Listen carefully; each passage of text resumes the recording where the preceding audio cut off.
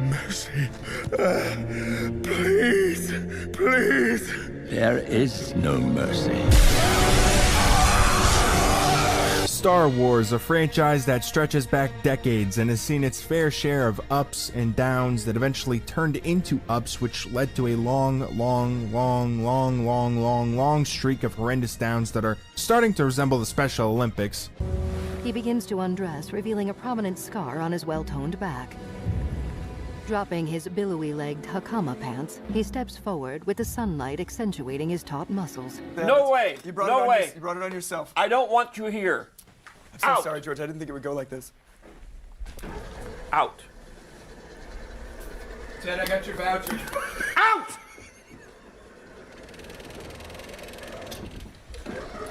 There. I'm sorry about that. I'm so sorry. We'll have him, like, burned and... We'll I don't even know who that guy is. So when I heard that Ubisoft was going to make an open-world Star Wars game, my expectations literally could not get any lower. They were below the bedrock of my Christian Minecraft server. That's how low they were, because not only is Ubisoft absolutely doggy-doo-doo at making a game that is open-world that doesn't make you instantly question your intelligence 5 minutes in when you realize you just paid $70 for a reskin of a reskinned game that was reskinned after a thing that came out 10 years ago, as if the whole fucking company is a rushing nesting doll. But the way they tell stories, and I guess give the player quests, if you can even call them that. I feel like I'm being really generous by calling them quests, because traveling across the entire map to grab something or kill something just to travel all the way back and deliver it to get some of the worst voice acting you'll ever hear in return. You knocked the straw right out of that dummy's belly.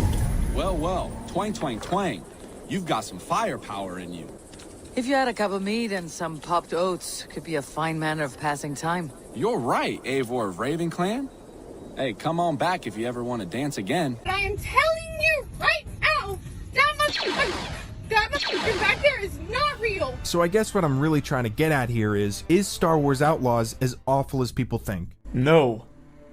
Now, before anyone clicks off of the video, no, I did not get a trip to Disney. I'm just retarded. Let me try to explain myself and maybe add something to the conversation around this game. So, first things first, I don't love the game, but I did not dislike it as much as other people do. And as someone who is very critical of Ubisoft and the way they use the same formula over and over again, nobody wanted this game to be dog shit more than me. I'm genuinely shocked at how much I didn't hate it. Like, for starters, there is surprisingly so much attention to detail in these cities. From people playing dice under a staircase to the graffiti on the walls in crime-ridden areas. The environments definitely have a liveliness feel to them, aside from, you know, when you bump into somebody and they don't move. I don't know why that's a thing. And speaking of detail, I think they did a really good job of sticking to the established lore and just playing off of that instead of creating a bunch of random garbage that's only there because someone in charge wanted to leave their own shit mark on the franchise and be like, oh, see that guy over there with the purple hair? I made that guy. Like, everything feels grounded in the original trilogy and only uses one big thing from the Disney Star Wars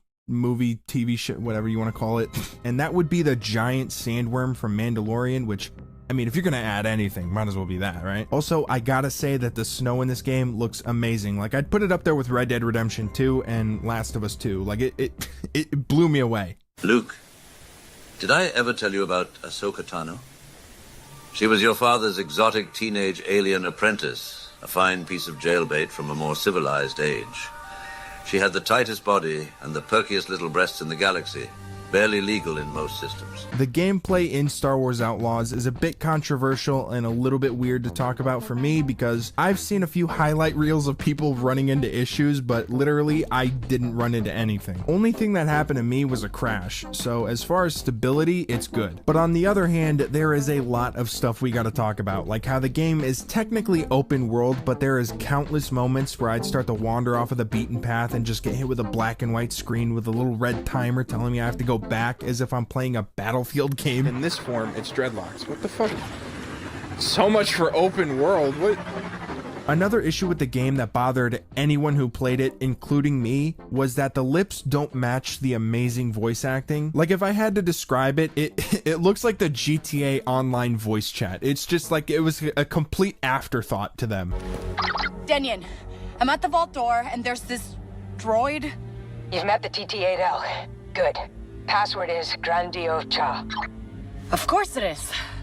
And then I have a problem that's probably more personal, but I think that only letting the player have a pistol sucks, because if it were up to me, I would just be carrying around the rifle for most of the game, and it's not like you could just have the rifle with limited ammo and you could switch in between, because everyone remembers that switching to your pistol is always faster than reloading. But here, it's not even a choice, and whenever you go through a vent or climb a ladder or get on your speeder, you drop your rifle, and you'll be doing those things quite a bit. But I think one of the worst gameplay mechanics in this by far, aside from something I'm going to talk about in a few minutes, is actually a reoccurring issue. You cannot spend any of the money you make in-game other than buying upgrades. I don't know why they do this other than using it as a way of selling microtransactions, but like, there really isn't any microtransactions in the game, so it's just so confusing to me why they made things like upgrading my weapon, my ship, my speeder so complicated. Who at Ubisoft thought that making the player have to remember fictional mechanical parts would be the best way of having the player upgrade things? Like, why do I have to go to someone to buy parts to then go to another person to pay them to install it? Just think about that for a second. Imagine having to go out to buy car parts to then go to the mechanic and be like, hey,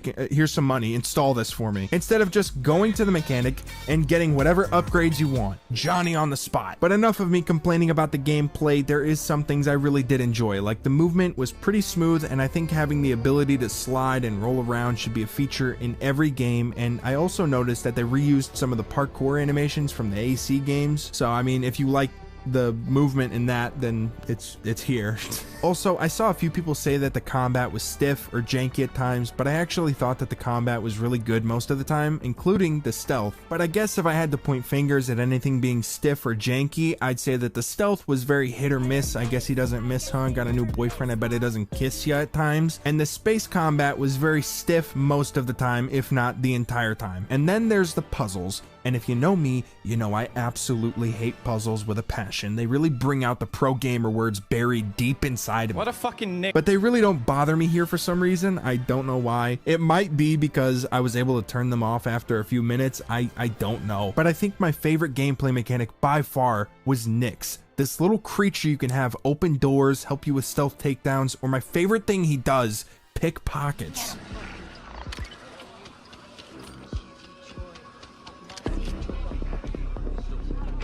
I got a grenade. Sergeant, I dropped my grenade somewhere over there. Now on to the final gameplay mechanic that is kind of story based, so we are going to get into spoilers, and if you want to buy the game, skip this part or don't, I don't really care. So the syndicates, these are 4 space mafias that are at war with each other, but as the player, you're able to side with different syndicates, and it's actually pretty cool when, for example, if you're doing a mission and your partner turns out to be a double agent, you now have to choose between 2 different groups, and based off of your relationship with each group, you can get, you know, outfits or be able to walk through their territories. But other than that, I mean, it's a useless feature. It doesn't do anything. There is essentially no reason to have a good relationship with any of these syndicates. Like, my relationship with the Crimson Dawn was the worst it could possibly be, but for some reason, I'm still talking to their members and even the fucking leader of the syndicate, and they don't care. The only time the relationship of a syndicate actually affects the main story is at the very end, when you're fighting the Empire, who are called imps in this game for some reason. Beats a helpless girl. The kind who serves his king, imp. And during this fight, you send out a distress beacon, and depending on who you have a good relationship with will be who shows up. And the whole time, I thought it was going to be like the scene from episode 9 when all the ships jump in to help. And if it was, I would have had 3 syndicates come to help me. But nope, it's just the singular one that I have the best relationship with. And in the final battle, they don't even do anything because the ship combat is so terrible. Or at least the AI is. I don't know. They did nothing. So the syndicate stuff doesn't matter when it seems like it should be the game's biggest feature. Anakin and I used to double team her at the end of every successful campaign during the Clone Wars, and once in a while we'd even have the entire 500 first run a train over her. Part of official Jedi training, of course. So the story of Star Wars Outlaws is basically every family-friendly heist movie you've ever seen. It starts off with Kay stealing money from the Empire, but it turns out it's a prison cell for a rebel. Why is he locked in a bank vault? Nobody knows. Again, it's like poetry, so if they rhyme, every stanza kind of rhymes with the last one. Kay then wakes up, steals a ship, crashes on a planet with a guy named Waka Flocka, who eventually tries to betray her before getting killed by ND5, a repurposed commando droid that works for a mysterious guy whose name I forgot. And then he offers Kay the deal of a lifetime: to assemble a team. Sanchez, you son of a bitch! Sanchez, you son of a bitch. Hey, Trucula! You son of a bitch! I mean! Thanks for doing this, guys. What's the job? That was it. Bye. After the team is assembled, you rob the same vault for the second time expecting money, and for the second time, a person lied and there was never any money in the vault. And then a few more things happen and the game ends with Kay learning that the score was never about the money, but the friends she made along the way. Okay, so it's not as terrible as I'm making it sound, but those really are the major plot points, and I think the main story is pretty weak along with the heist theme they chose. But where the game really excelled was when they focused on the character building. Like, Kay and her backstory for the most part was decent, but I really think ND5 stole the show for me. Like, he actually goes through a bit of character growth in the story, and the details of his backstory are sprinkled all throughout the back portion of the game, and it's not just fully dumped onto you like other characters. Like, for example, the main villain in the beginning of the game just kind of starts randomly talking about his childhood and how he likes cars or something. I don't know, I zoned out. Dude, you just said the N-word, I heard it. Then when you compare that to ND5 malfunctioning in the old Separatist droid factory, it's so much more interesting. No, I think one death mark on my back is enough. Don't let them go. Okay, this may be the last BX factory in the Outer Rim. Jedi infiltrator detected. Alert General Grievous. He said it! He said it! But there is something I noticed during the mission in the droid factory. As much as I like ND5, I felt zero tension when he was on the verge of dying. Like, the whole time the game was trying to make me think that he would die, and the whole time it was as if I already saw the ending and just knew he wouldn't. Which also reminds me that the plot twists are so predictable that at a certain point it was just funny.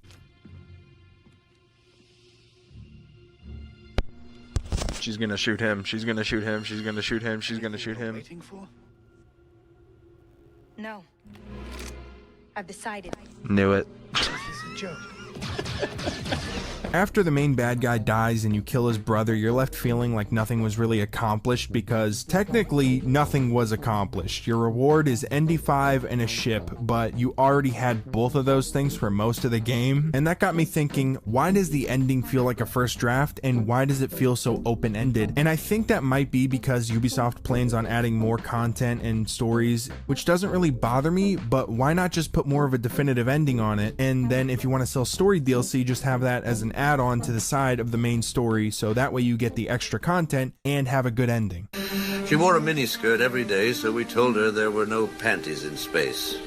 And since she was constantly doing acrobatics, you'd get a glimpse of her orange pussy mid-fight as she'd do a flip while slicing a B-2 super battle droid in half. I know it sounds like I was just pooping on the game the entire time, but I actually kind of liked it, and maybe it's because I'm a Star Wars fan, or maybe because there are some good elements to it. It's not really as awful as people are making it out to be, but I think if you're a Star Wars fan, then you have to admit that this game did a great job at like capturing the vibe of Star Wars, along with having a truly great soundtrack. Like, these guys did not have to go that hard.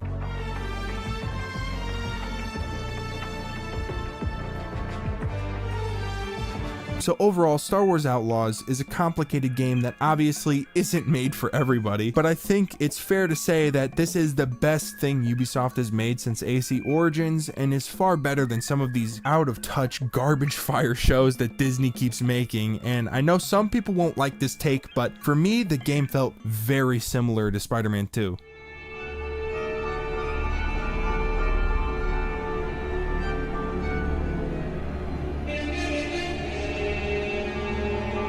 Both games have equally good combat, similar stories that don't bore you to death, but don't pull you in. And similarly, whenever the main character's life is in danger, I don't care, because I know nothing will happen. And both games have very weak bad guys that are only there to set up another bad guy at the very end. So while I think this game is pretty solid despite what people are saying, it definitely doesn't earn that $70 price tag, or that psychotic $130 price, or whatever it is, I don't know. But if you do like Star Wars, then I'd say get it when it comes down to like $20, or maybe you get that 1 month Ubisoft premium subscription. So with that, I'm giving Star Wars Outlaws a 5 out of 10 with a stamp of Okay, so quick update. Apparently Ubisoft sold my information to Meta, so don't get the game on Ubisoft Plus Premium Plus subscription, whatever that stupid ass name. Don't get that subscription, and I guess maybe just don't get the game. So, since they sold my information, I think I'm gonna lower it down to like a 4 or maybe even a 3, because that's pretty f***ed up, and it doesn't seem accessible anymore, you know, because that 1 month subscription thing seems like the most accessible way to play the game, instead of waiting, you know, probably like 5 years when it comes down to $20. So don't get the game, I guess. Ubisoft, I was gonna give you it, and then you just in the very end buzzer beatered a up out of that one. So great job, guys.